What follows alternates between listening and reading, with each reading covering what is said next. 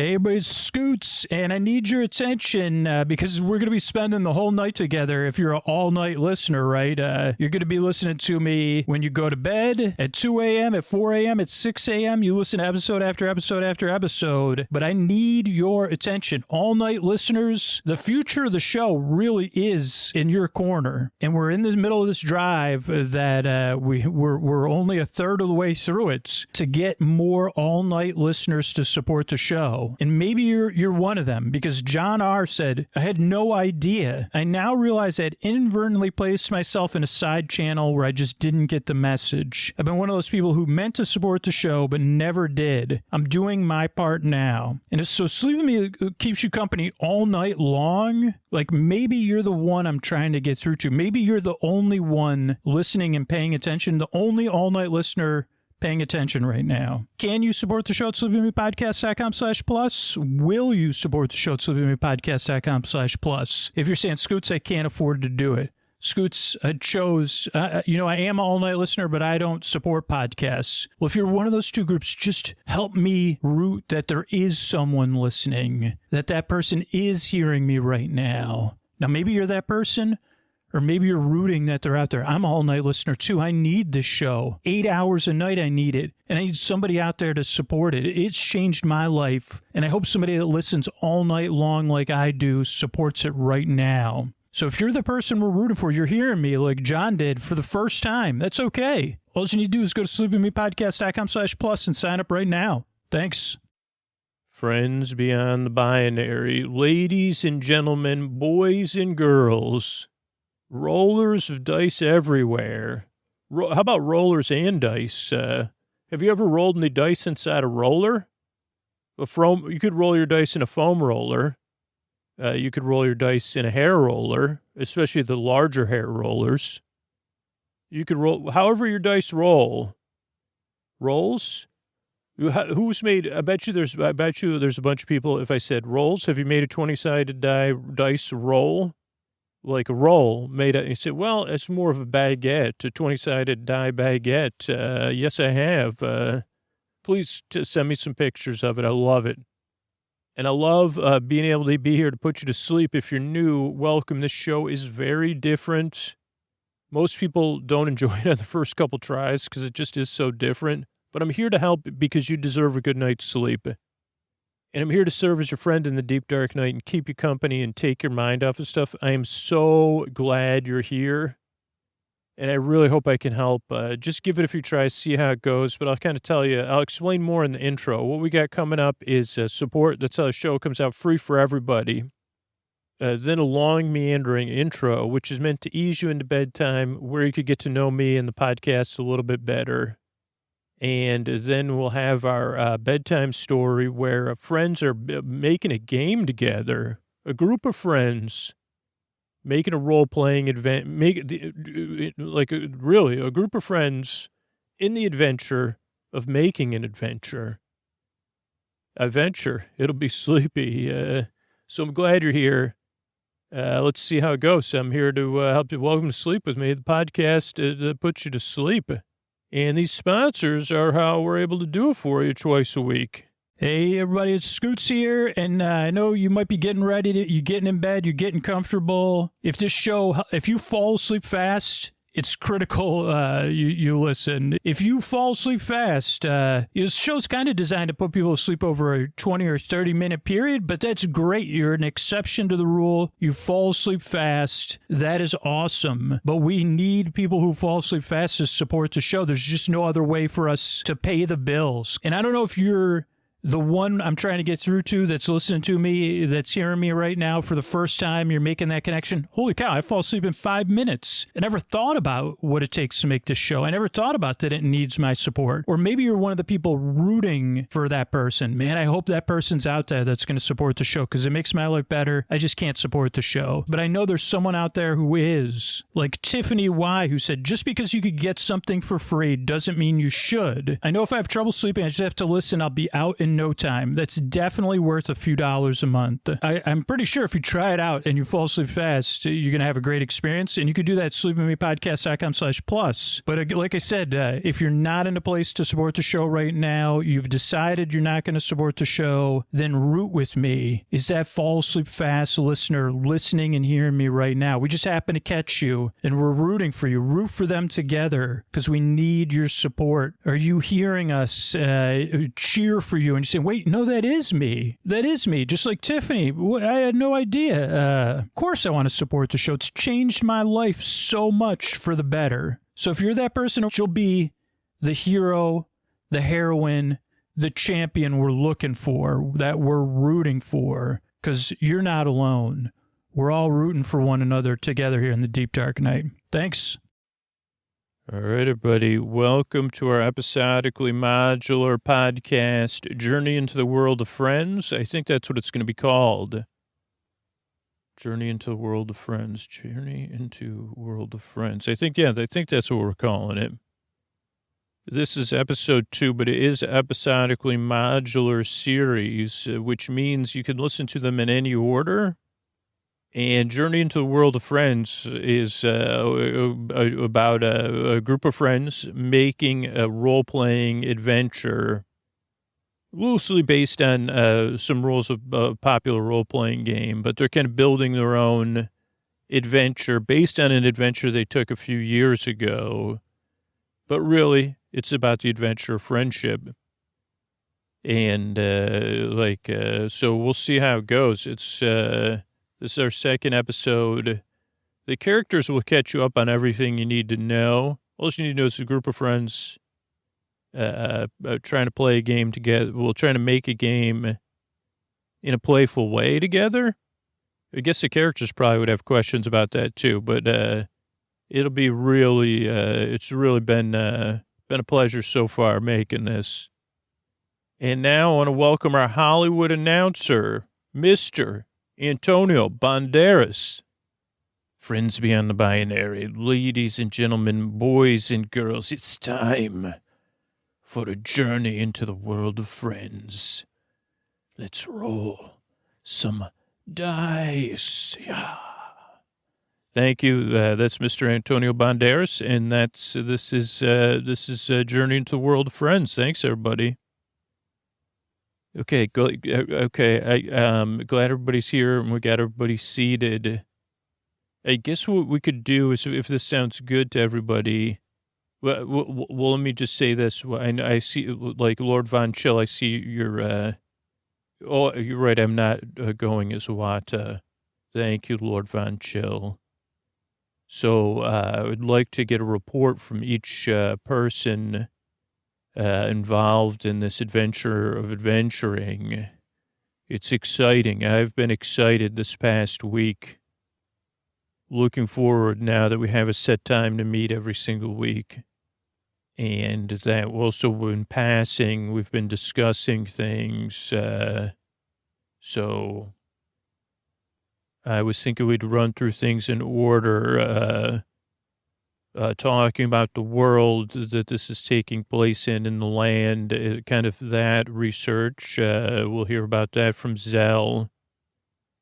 And I know Zell and Eleanor have been kind of working together. And I know, Eleanor, you may have the toughest job. So again, it's not a competition either, Granada of Darmok. But Eleanor's been working, on our heavy, or VI to the L to the L to the, however you spell it, the center of our opposing force. Eleanor will present on that. Then Lord Von Chill and Granada have been kind of working on the town and some of the rumors.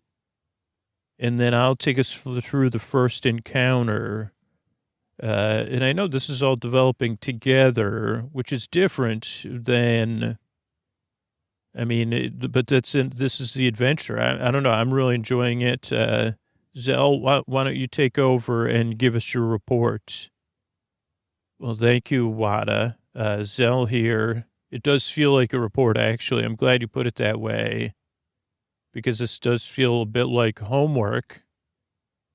But, well, there are things I enjoyed about it. Okay, so I kind of took what you had discussed at the last our last session, and found some factual stuff and non-factual stuff, and looked at a lot of the actual geography and history, and kind of built our world upon that. So there wasn't too much fictionalizing, but building on what was real, but also answering the places, why this place, why now? How does it make it fun? I think I can answer that, or I kind of try to have that in mind. And also, Eleanor, Eleanor, should I skip this first part about the water thing, and then we'll come back to that? Or because that kind of is partially you, partially me? Okay, so I'll take it. Okay, so this is also based on some of Eleanor's work. So again, I'm not taking credit for any homework. That was not mine. Okay, so there was, so we have the Baron of the Boil, which again, we're still like it was part of Eleanor's work, flushing out speaking of water, flushing out the Baron of the Boil is, so I feel like I'm doing a lot of your report here, Eleanor. And Eleanor's giving me the thumbs up. I mean, we've discussed it a lot because it is interesting, and our work is in all of our, I get it. Don't worry, Lord Von Chill, I know. Okay, so like there's this idea of like a velvet revolution, right? Or something like that. And so like in the history, in the before time, but the after time, like there's a lot of like in the pre times, there was like this state was called land of Florida, and water was this interesting issue because they had the seas on both sides, two different seas, and then fresh water in the state, and then like a lot of fresh water coming down, and then building infrastructure and changing the natural landscape to suit its inhabitants, which didn't work out great for them. But a lot of the infrastructure was built, and it was built to last, surprisingly, because it was built on actually mostly ancient methods. So that's an important piece here. And I think it was, as our non-DM said, so anyway, we've kept that in mind. And it was Eleanor that came up with this idea of, okay, so what if there was, the war for water was a war without battles? And that's what brought the Baron of the Boil into power and leadership, because you did do the roles, which said that it should be like a leader in power, like the backstory for our game, right? But it was an underworld leader. So we were kind of looking at some of the history and some of the like fictions, and said, okay, well, more than likely, in our world that we're talking about, that the game's taking place, water would have been a source of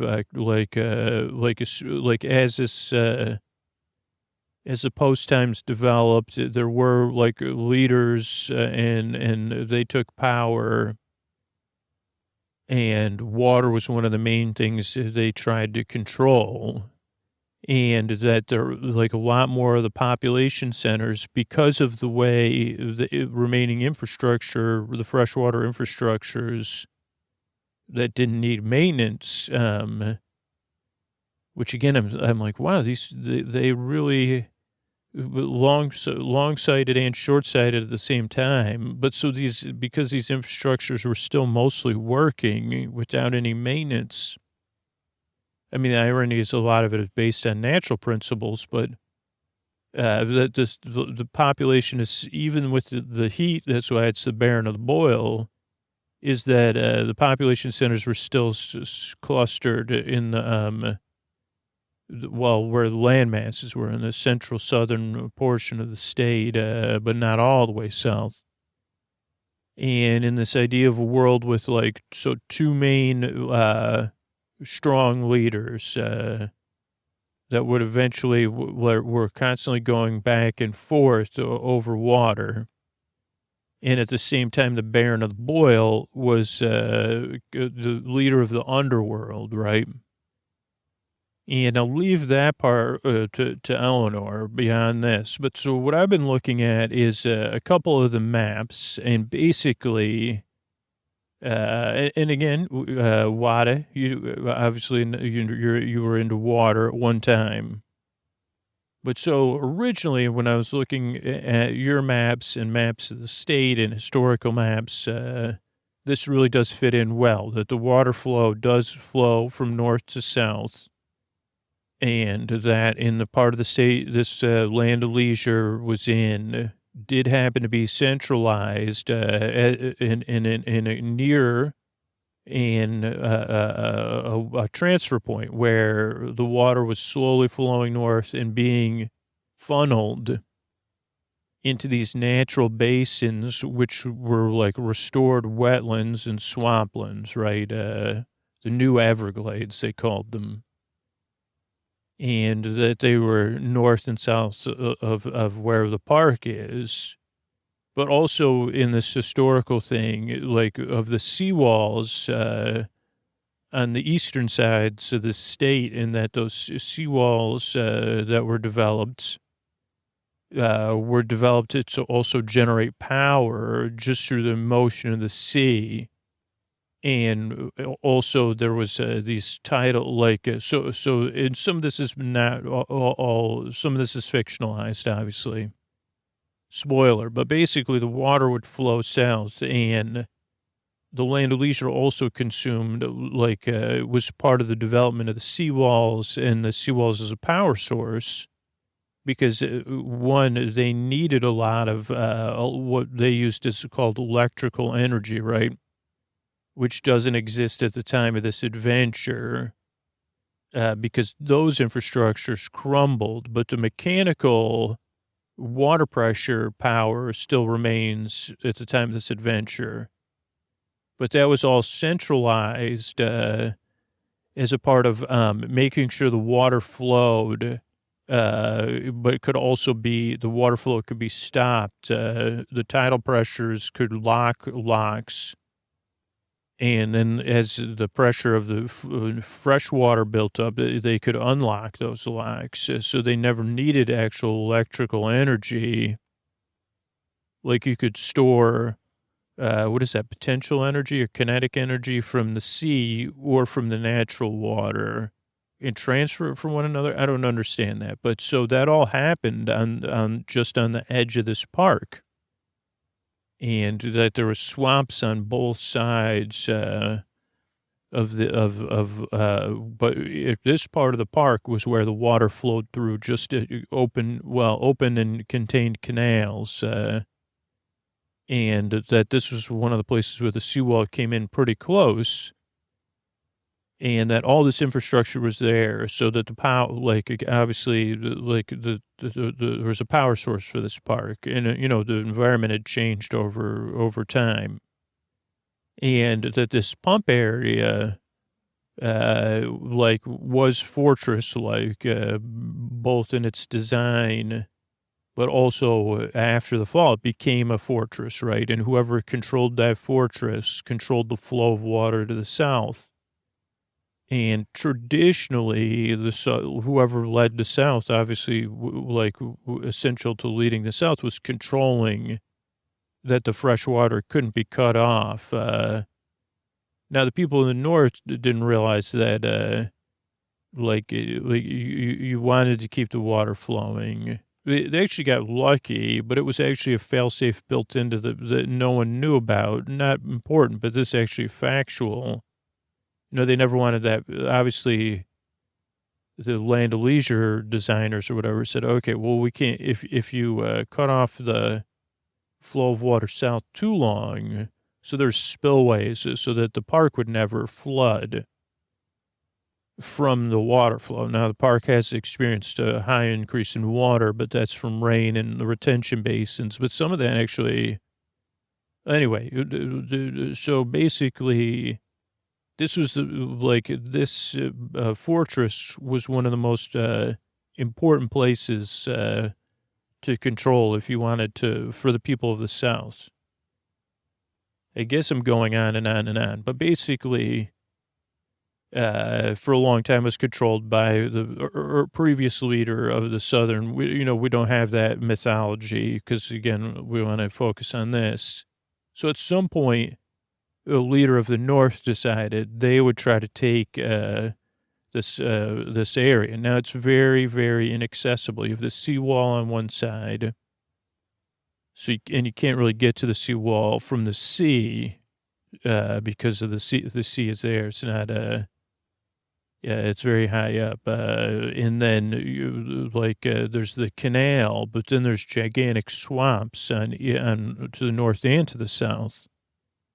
Now, there are a couple of swampy lakes on the edges of this park to the south, but if you're controlling the south already, you can use that. The Southern leaders have traditionally used that, from what I've seen of but to control this lock. Now, and so these northern, they came from outside of Florida. Even whoever this powerful person was working their way south. Now, at the same time, the Baron of the Boil was the leader of the underworld, and with a partner, which we'll discuss, but not a fully realized partner yet, a business partner from another group. So Baron of Boyle, worked with both of these leaders because the Baron of Boyle controls things. Now, at this point, the underworld was running very efficiently. Baron of Boyle was considered a good leader.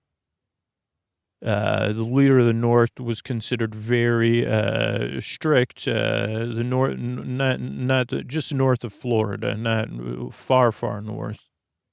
And so, anyway, they were fighting over the water. And also, the leader of the North was not great for business, a little bit stricter.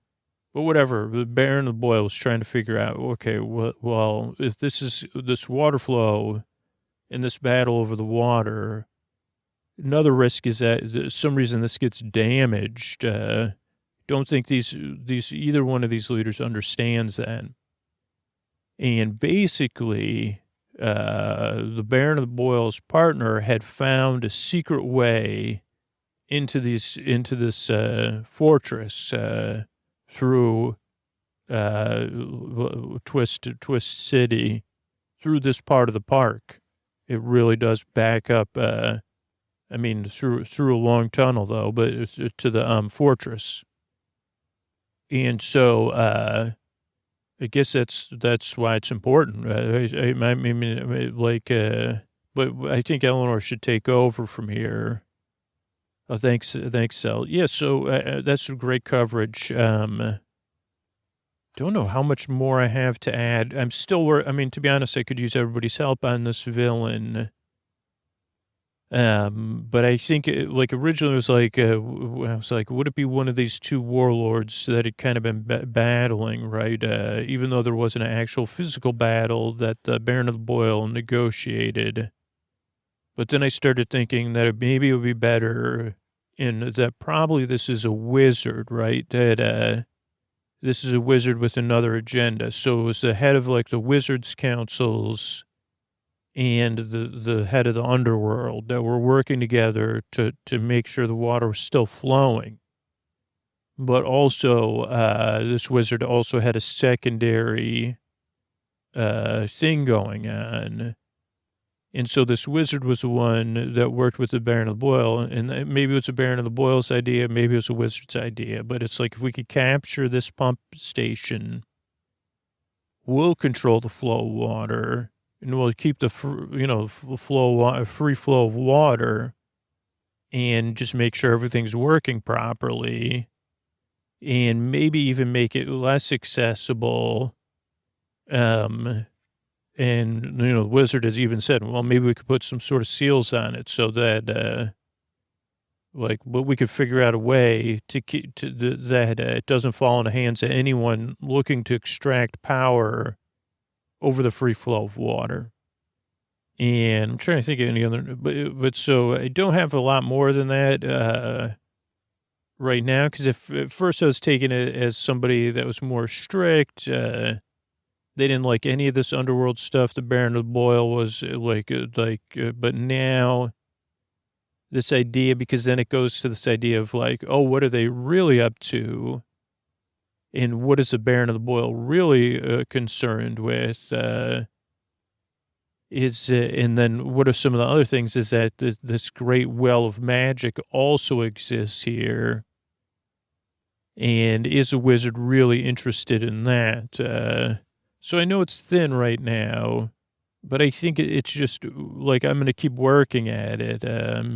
But also it's like kind of getting a focus of where things are going. I know in an ideal world, we would already have who's running things and know how everything's supposed to play out, but we don't have that, right?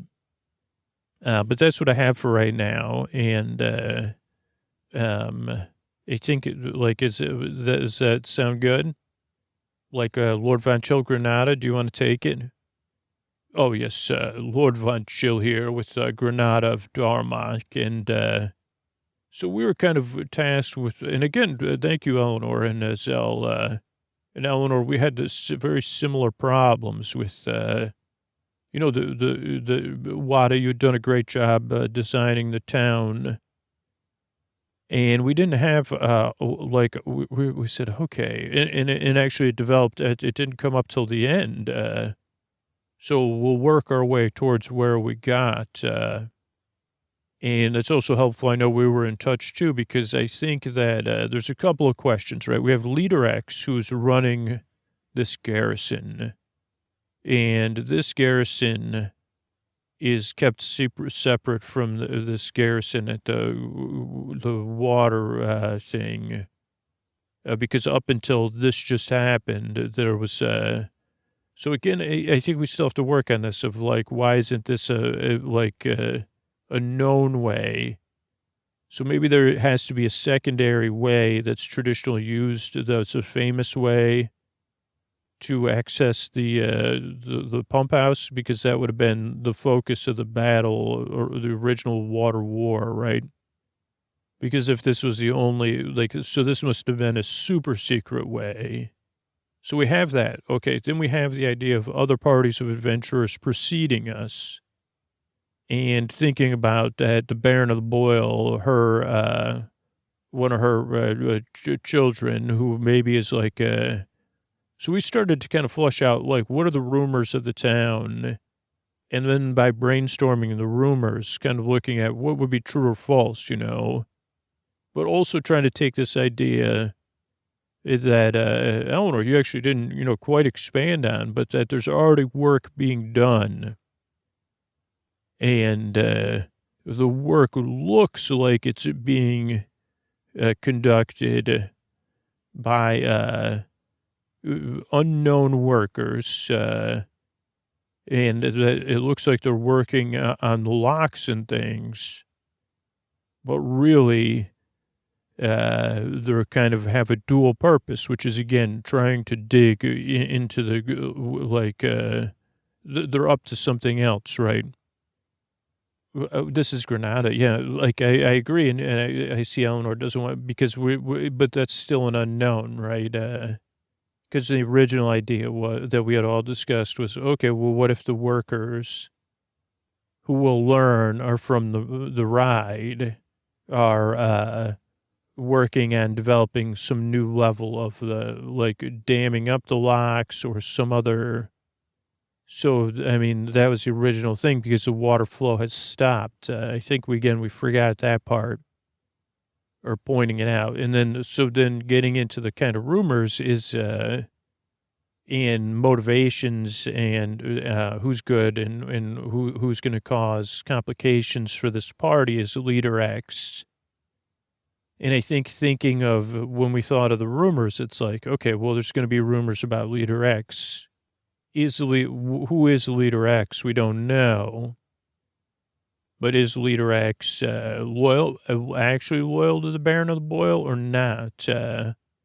And that some of the rumors would have revolved around that. The rumor that one of the Baron of the Boil's son was in a party that has gone out adventuring and not returned. Was one of the Leader X's loyal or family members also in that party? Like, does any of the party members have some secret connection to Leader X? The other thing is there a rumor about the Baron of the Boil, that the Baron of the Boil is just a puppet? Is the Baron of the Boil who they seem to be? Obviously, we want the rumor to come out that there is this, like, maybe there's a wizard who's traveling again at the pub or staying at we think there should be an inn. Because, again, we're thinking about how are we populating this with people who are going to give out information or for first level so they can level up. But that there is this idea that there's this great well of magic beneath the ride. And, again, to go to the thing, like we're thinking, is there any high points that you could climb up? Like, because there used to be that old castle, right? But we never talked about if the castle is not accessible, right?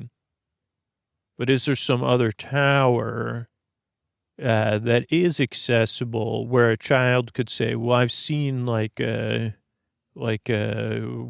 that look like bunnies or animals, thinking about that these characters from the ride, building a dam or something, or working on the waterways. So again, the focus is not on the magic well. The focus is on this, whoever's behind all this. It somehow has a workforce. Where did they come from? And maybe there's like some sort of extra confidence from the Baron of like, hey, can we call the Baron of the Boil BB? Anybody object? BB has control up there. So again, I think like the idea that maybe there is one way, like to go back, like there is one easy way in and out. Maybe there's even been emissaries sent in from the north and south. I don't know. Maybe we were even sent in. I don't know. And then we were sent out, and then we come to where we are on Main Street or whatever. I think that other wizards have been seen in the park sneaking around in the future land of tomorrow, or anything related to that land of tomorrow stuff would be cool. I think also some small rumors would be like, oh, that there are like beings that live in these swamps. Some of that would be well-known lore, but maybe starting as we start to think about, and again, why is there so many limitations on travel to other parts of the park? Right now, it's just going on the assumption, like I think that if I was playing this game, I'd have questions. Well, why can't we go to that castle and climb up? Is it collapsed, or is it just not there, or is it blocked? But not just so much in a yes or no way, but in a way that kind of helps further our story. But I know that's like that was something we just thought about. But again, we got this other idea that I think helps with some of this hook part. Oh, another important piece that I think Wadi you had brought up is that it's very boring there, so that's why the garrison is constantly swapped out. But that there's probably that people are gambling on the adventurers, but no adventurers come back. So then there's probably also some like the soldiers for fun maybe try to challenge the adventurers it could be some sort of basic competition, like one of those game shows or something, like pull the rope or who can run the fastest or who can jump rope the longest. But maybe that's another thing, like that's just a small thing built in there of like, hey, do you want to try to do this? Then I'll tell you what I know. Because I think you had Zeke's way, Wada, which was the way to find the secret way that are the main secret way in. What else do we know? Because the soldiers, they probably have a lot of rumors from outside of the area, but they haven't been there long. Then we had this idea that's, again, based on history, but again, combined with magic of this, instead of an oracle type character, there were these machine oracles. So we're thinking that there's one called Sultana that's either been restored. Like, so it'd be in a machine and you would put money in a coin and it would either say something or give you an information on a scroll. And so we think that this would actually be something real, but it may be confusing. It may not always give out. But, and then we said, well, okay, so would each party member meet privately with this oracle, Sultana? And then we could even layer in more. Again, I guess this is taking away from moving the adventure forward, though, of like, is Leader X in control of Sultana? Is Leader X just listening in? But I think realistically, based on, again, real history and why we're interested in that, is that the Oracle actually does speak not just the truth, but the Oracle will represent the interests of the park itself, which again goes to our whole real mythology, and we could layer it as deep as we want, but that the Oracle is saying, like, again, either giving the party a quest or each individual member of the party a quest, depending on motivations, to say, hey, you got to put a stop to this because this could throw the whole balance off, or there's something else, like it could be just vague, like there's something bigger at stake here. Don't be distracted. But actually, this is also a practical mission, I see. Also, there's a unlikely rumor that again came up with WADA. Maybe it was in our discussions this week of like, there is going to be a secret door that goes right into the back of the attraction, right? So if some party's super interested, then they could start at one of the harder parts and skip most of it and then work their way back if they wanted to. But they could take a shortcut, but it's a very hard to get rumor and then a hard to find door. And there's also some partial true rumors, I think, about the swamp beings, maybe there's a wizard that turns humans into frogs, because we did find out a little bit about our first encounter. Also, we did want to say, and I think, Wada, you brought this up, but there is an importance, I think, of having either a mechanical child or mechanical pet friend appear every night or every full moon. And maybe the characters either talk to people who've witnessed this. And again, it could be very creative, but fitting into all the motivation things. But having this character appear on a regular basis and either having the party witness it or not, or maybe the Oracle points them, maybe they got to go to some sort of little more isolated area, like outside of the train station on the edge of this lake there. And the child goes there to sing or to look at the moon. I mean, I think that would be very picturesque, the full moon, some sort of small mechanical figure. I mean, what if that is Zeke's way? Does anybody have thoughts on that? Like, I mean, that could be role-based, or that's another way into this first encounter. But I think that's all we have. They feel as they're being watched. Oh, no, that's you. Okay. Take it away, Wada.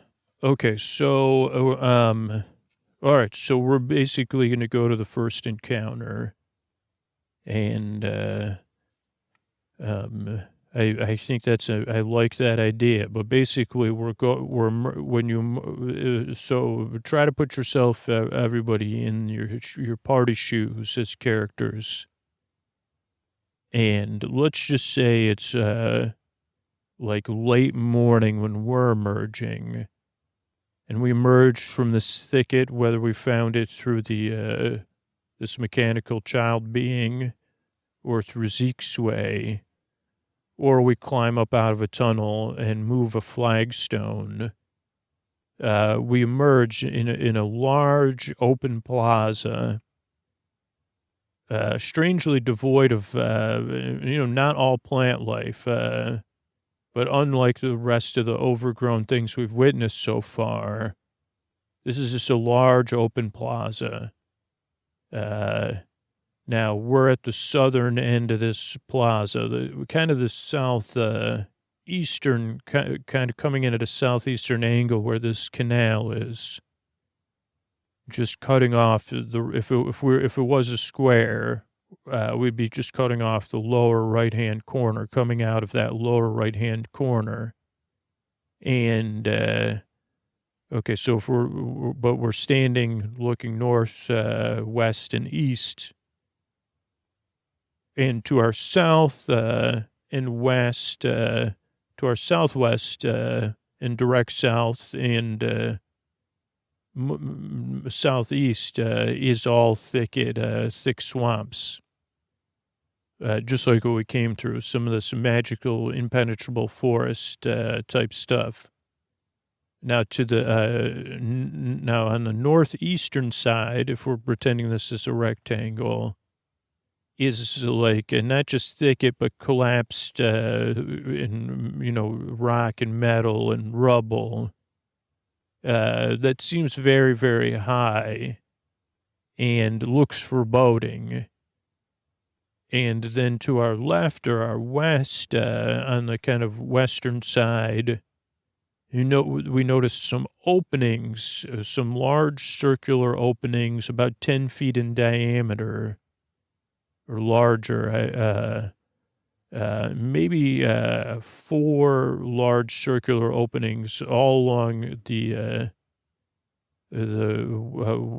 western wall of thicket and swamp growth. And that's probably maybe, what do you call it, 100 feet, 300 feet? I'd say 300 feet. And so then about 300 feet in front of us to the north is the facade of Welcome to the World of Friends, or World of Friends. And it was the facade on a gigantic building, and some of it's overgrown, like on the west and east sides are more thickets of swamps growing right up to the facade. And the facade is kind of green and mossy, and some parts are broken. And then in front of the facade is this clock tower jutting out from the facade. But it's all still standing, though there are some broken parts, and the clock tower is still standing. And again, even maybe without prompting, your party gets a sense they're being watched. Also, like before we emerge, we would have rolled a thing to see if there's anything else, if there's any random encounters, right? Because there is a chance, particularly if it was a different time of day, that we would have a different encounter. There could be random encounters from beings from the swamp. There could be encounters from something else that I'm going to give a slow reveal to. But right now we'll pretend that the plaza is empty. It's just a large empty plaza. And I just want to see where your questions are. Okay, so this is L. I guess the two things I would say as a party I'd want to look at are those big circular things. And is that rubble on the right, like could we climb up there and get a better look? Those would be anybody else? Yeah, Granat of Darmok. I would, let's figure out the rubble first. Okay, so the rubble is very dangerous and loose, so you could climb it, but it does seem very loose and a lot of loose rubble and a lot of strange plants. Okay, so let's just say I rolled like I examined it for safety and I rolled something very high. What would I discover? You'd discover that you'd also have to roll again a very, very high roll to be able to climb up it. And then if you did climb up it, what you would see is it doesn't quite reach up above. You'd be able to see just down and onto the plaza, to the west of the plaza. You'd see that those thickets eventually end. Well, the thickets with the holes there's a swamp beyond there, a small one. Maybe you kind of see some other parts of the park. I don't know. I haven't thought that out. In front of you, you're just you can see the higher parts of the facade of it's a small world or world of friends, and then to your east, you could see, maybe you could see land of tomorrow, I guess, because that is to your east beyond the thicket and the canal. And even to your southeast, you could see some of where it came from on the main town square. Okay, and if I moved forward, would I be able to get to the facade? No. And you also make a lot of noise, no matter what. So like a lot of rocks are falling and stuff if you try to move closer to the facade. Okay. So, I mean, is there any chance someone would want to like try to get on the roof of the facade? Yeah, I mean, we could discuss that, but I'd have to think about that this week. But maybe there's like it drops off into the thicket before. Maybe, right. We'll think about it. Okay, this is I'd like to check out these, at least just let's walk over there and look. Okay, and again, we'll be rolling every, I haven't determined the passing of time, but for random encounters, particularly coming out of these holes, but they can be investigated.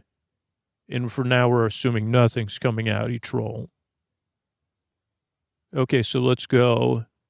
And we look at them and we get pretty high rolls.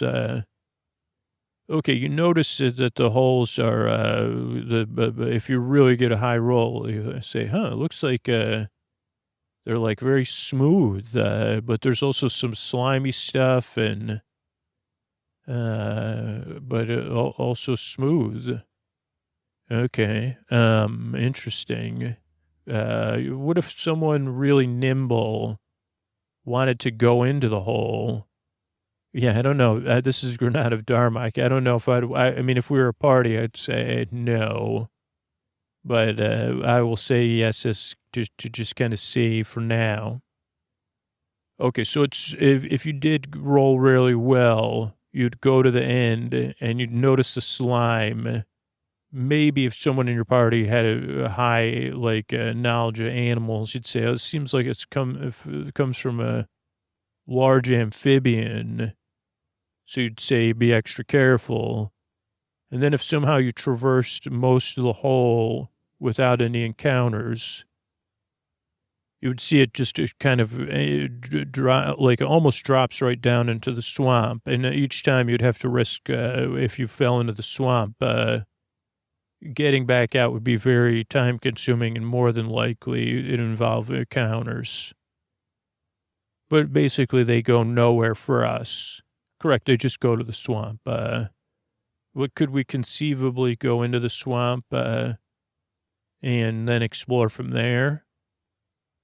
I mean, you don't have a boat. The swamp's about 15 feet deep there. You would need a grappling hook, because there's nothing to grab onto. It drops. It's about a 5-foot drop, because something's going to jump up into that hole eventually. Okay. So that's a no. Okay, so we go back. Let's walk towards the facade. Lord Von Chill here. Could I take a little lead here? Okay, so we walk towards the facade. What do we see? Okay, you see, like a large barbecue pit, and, it looks like, and some, things that have been prepared, for dinner, but not recently, but not that long ago. Oh boy. Okay, what if we, what else do we see on the facade? Do we see any ways in? Yeah, so there is, to to your right, if you're facing the facade, there is, the doorway, like a large opening, but it's shrouded in darkness. Okay, and there is, to the west, there, according to rumors, there's a secret doorway somewhere. Yeah, we'll still have to figure that out, but that could be discovered by a party, and that would lead to a later room in the attraction. Okay, so, but for the time being, what do we do? Okay, so at some point there's been a ticking clock, and now the ticking clock, and it's actually a real ticking clock because from the clock tower, you start to hear the sounds of a bell ringing. And it's repeatedly ringing about 10 times. Okay, so we could yell. I think we should get back from the clock tower. Doesn't everybody think so? Yeah, and I would say from the holes. I mean, obviously. Okay, but there's no other cover, so we'll just retreat backwards a bit. Okay, so then emerging from 3 of the 4 holes is 2 giant frogs and a giant toad. Okay. And then what happens? Then they start to jump forward. They start hopping towards you, and then a handbell rings, which is different than a dong bell, and they stop. Okay, so then do we have any bells on us? I guess would be the next question. Yeah, I don't know. I mean, probably not. And if you do, wouldn't recommend ringing them. Okay, what happens next? Okay, the bell rings once, and the frogs and the toad hop once towards you. Okay. What about a bell spell? Do you know any bell spells, Wada? Not that I know of, no. Okay, so then what happens? Okay, then a call from the clock tower says, just lay down your arms and surrender. Okay, and what if we say why or what? Okay, then these drums start playing from inside from the facade, and then the frogs and the toad kind of go wild, and they start to head towards you really fast. And then a handbell rings and they stop again.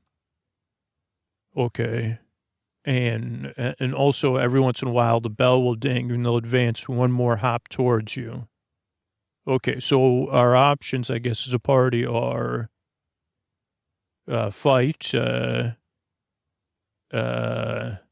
We could also head towards that opening. It doesn't sound like we could scramble up there. If we had discovered the secret door, we could go through there. Or I guess we could try to retreat back the way we came. The way you came is now overgrown again. Okay, well, that's convenient. But, I mean, couldn't we do that, though? I don't think so. I don't think you'd want to. Okay, so basically, can you lay out what's going to happen? Okay, so if you lay down your arms and surrender or try to discuss things, you'll realize that there's these polywogs, which are amphibious humanoids, and some of them will emerge, and you can kind of negotiate with them, but they want you to come and meet with their leader. Or if you don't discuss things, but you lay down your arms, they'll come out and guide you with, they are obviously ready for something. And then if you decide not to negotiate, you'd have to take on the giant toad and the two giant frogs, which you could probably do, but there will be some. Every time I did it, it didn't seem like it seemed like there'll be some scrapes and bruises.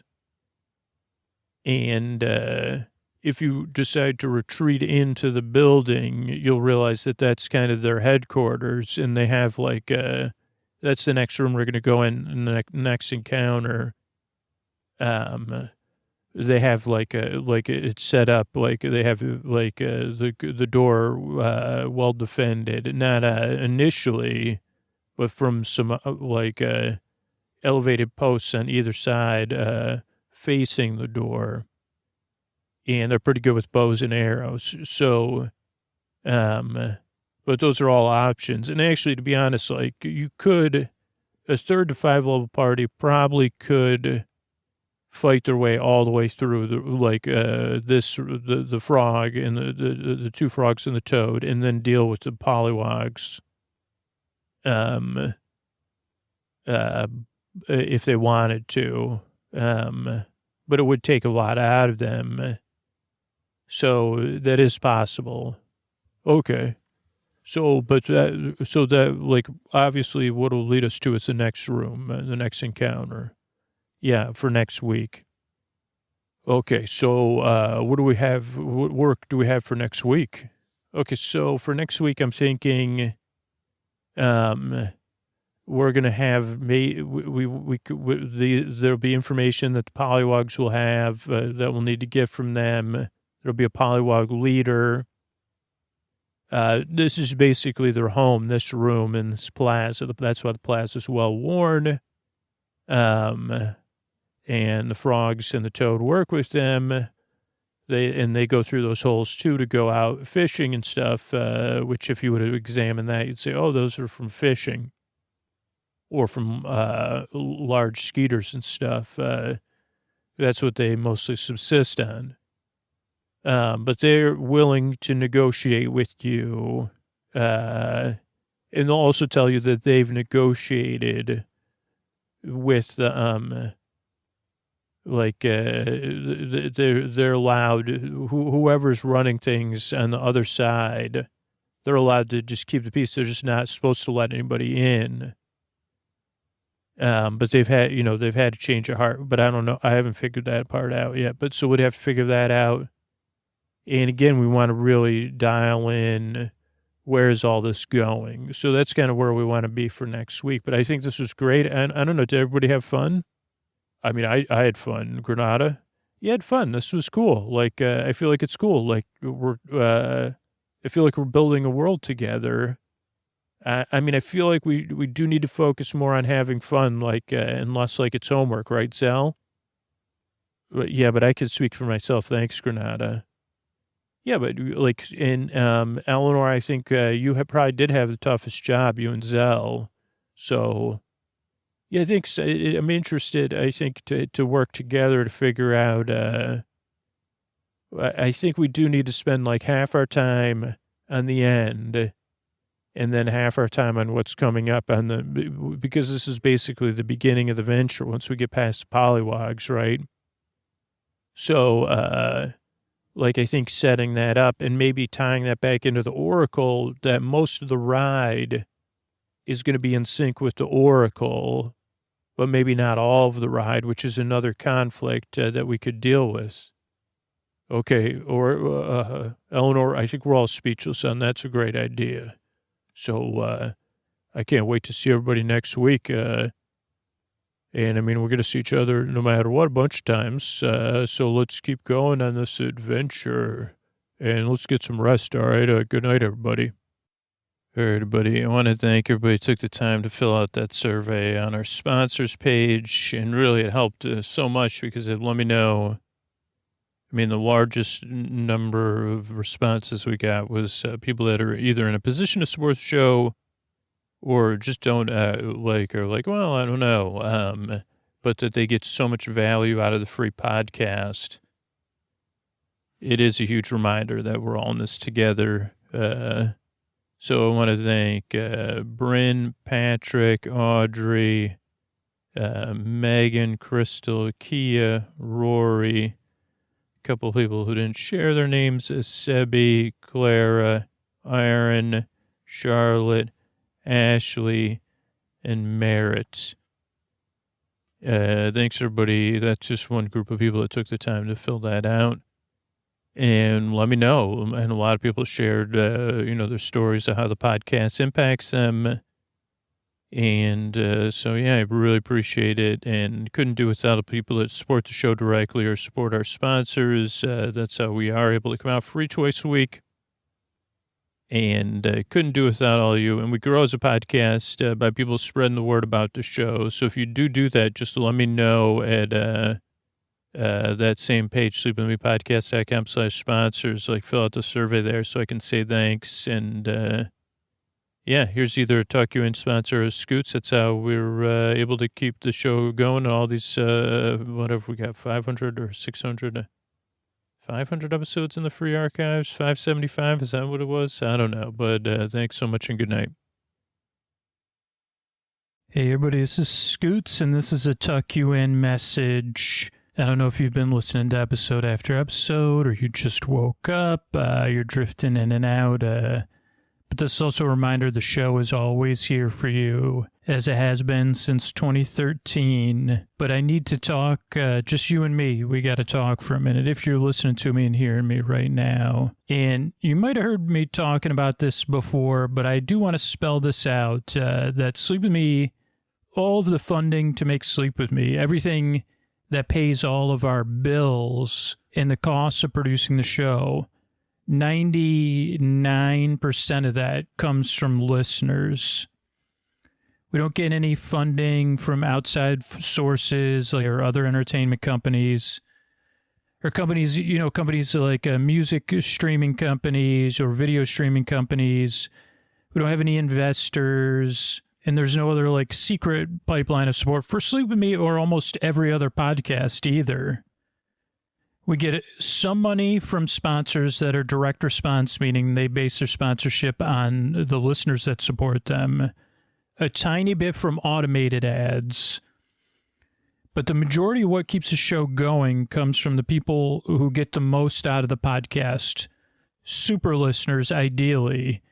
And I don't know if you're a super listener. I don't know if you already made the decision you're not in a position to support the show. That's okay. Or you made the decision you're not going to support the show. That's okay, too. You could still take a part in this coming right up here. But if you didn't make one of those two decisions, we need support. Support from the people who benefit the most from the podcast. People that fall asleep fast. People that listen all night long. If we don't get more all-night listeners and people who fall asleep fast, the podcast won't be around. We also need support from people that listen 3-4 nights a week. People have listened for a year or longer. And I'm just wondering if you're in one of those groups. The podcast has changed your life for the better, and it continues to change your life for better. And I'm trying to lay out the stakes without using kind of fear or stress, because while that is effective, right? The last round this month, I tried to use a more positive message, and we actually lost subscribers. But it's so tiring for me. It's almost like I'd rather lose the podcast than kind of keep having to do this sales pitch and say, well, if the podcast is going to go away, if that's the only way to get people to support the show, I don't know, it's really, really not fun for me. So instead of, the stakes are there. If you haven't decided and the podcast has changed your life for the better, the stakes are, we need some of you, maybe it's you, to support the show, or it won't be around. But instead of focusing on that, I want to talk about rooting, about sending positive energy, rooting in the deep dark night. I've been talking about this in the intro for years. And that's what I believe in. I believe in rooting for other people to get a good night's sleep. And maybe you're here, maybe you stuck around because someone out there, somebody who was struggling in the deep dark night just like you, was rooting for you. And you could feel that welcome when you got here. Or maybe you're one of those people who roots for other people who are struggling in the deep dark night. And here's what a couple people who did sign up in the last round of messaging said. Tiffany Y said, just because you can get something for free doesn't mean you should. I know if I have trouble for sleeping, I just have to listen. I'll be out in no time. That is definitely worth a few dollars a month. And Michelle F. said, this show is like cognitive behavioral therapy for insomnia and a sleep aid all in one. I also consider it an art form, and I believe in compensating artists for their work. Timothy T. said, I'm a full-time caregiver, and the person I care for discovered your podcast, and we really like the ad-free content. It makes it easier to listen to. And then John R., who said, I'm a super listener, said, I had no idea how urgent it was. I'd been meaning to support the show, but I just never took the time. I realize now I've been unintentionally voting now. So I subscribed and with feeling. So what I'm asking is, are you the one person everybody else is rooting for? Like, just to overcome whatever it is, putting it off or saying it doesn't matter, it matters, or somebody else is going to do it, or are you the person we're rooting for to support the show? Now, it's okay if you're not. Maybe you're rooting for yourself to get a good night's sleep as soon as this episode, maybe you're an all-night listener. Maybe you woke up and you're looking forward to falling asleep soon. If you are a super listener, we did build Sleep With Me Plus with you in mind, ad-free episodes, ad-free story-only episodes, tons of different cool stuff. So I don't know if you're rooting for yourself, think about supporting the show on Sleep With Me Plus just so you get a better listening experience. But maybe you're rooting for somebody else out there. Maybe it's somebody this month, which we're rooting for, is people going back to school or who are impacted by the back-to-school season. It could be teachers, it could be parents, it could be students, it could be anybody dealing with increased traffic.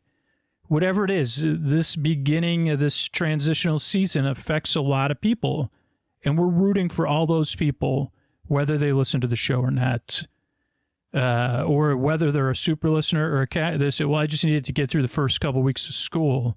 We're rooting for all of them to get a good night's sleep. So you could root for those people. You could root for someone whose sleep struggles are just like yours, or you could receive the rooting, because I hope you can feel it right now. I'm rooting for you, but a bunch of other people are rooting for you right now across the world. But if you're the one we're rooting for that's like, yeah, I've been putting it off. Yes, Sleep With Me continues to change my life for the better. We're rooting for you to support the show. So they'll be around, not just for you, for every other person we're rooting for. You could do that at sleepwithmepodcast.com/plus, because we need support, right? And you might be thinking someone else will do it. But what if, as has been said in the last couple months, time after time, what if that someone else is you, right? You're the someone else. Well, if you're that person, we're cheering you on here. Don't let that resistance, and I know what the resistance feels like. I put it off. I say it doesn't matter. I say I'll do it tomorrow. Then I criticize myself. But just do it and see how it feels. And again, you could always cancel during the free trial or cancel after a month or two. But I'm so proud of the show. And this is how I want to try to get support for the show. If it doesn't work, I don't know what I'll do. But I'm going to keep trying this more positive but honest message where everybody can participate. And everybody can participate in giving and receiving. But it is like kind of like a needle in a haystack that we're looking for now, but we got to find it. So I don't know if you're the needle in the haystack or you're somebody snoozing in the haystack, or maybe you're a horse having a hay snack. I don't know. But thanks so much for listening, and good night.